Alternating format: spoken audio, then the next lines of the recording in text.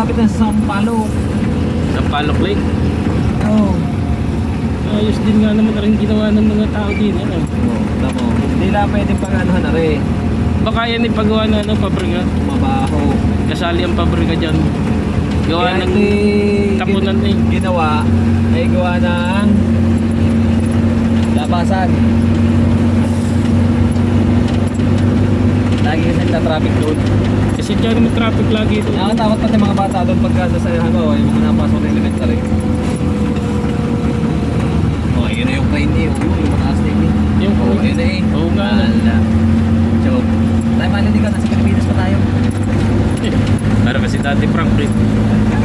May amoy ano lang. Ng tubig.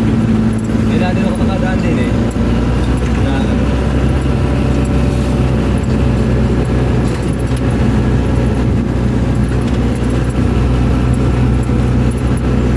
Ayos nga naman eh. Oh. mas malapit pa tayo. Narin na yung tulay nga yun. Oh.